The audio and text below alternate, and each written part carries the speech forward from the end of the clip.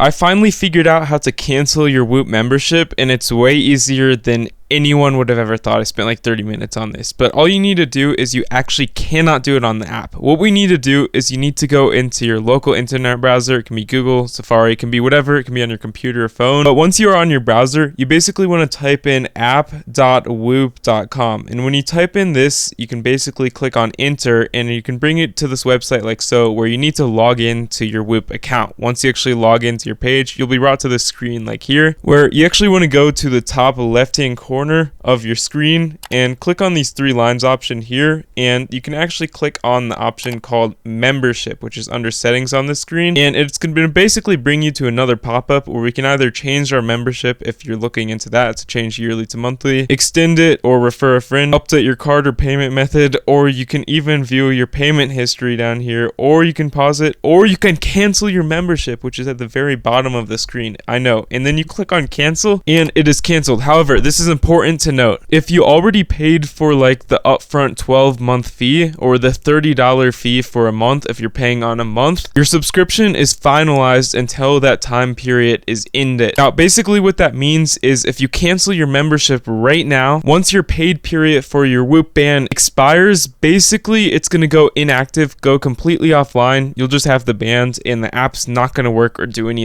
So just a reminder, when you actually cancel your subscription, you're still paying for the period that you have already paid for up until that point. Now, there's nothing you can do about that. So if you're looking for a refund, whatever you're paying for right now, you actually can't do anything about that. You already paid for that, so you own the Whoop and all the data you're getting for that time period that you paid for, whether it be 12 months, 30 days, 24 months, or whatever you paid for. So when you click on cancel, it's basically going to cancel all future payments, but not the current payment right now. Okay, that's funny. There's a thumbs up. If you have any comments or questions, please let me know in the comments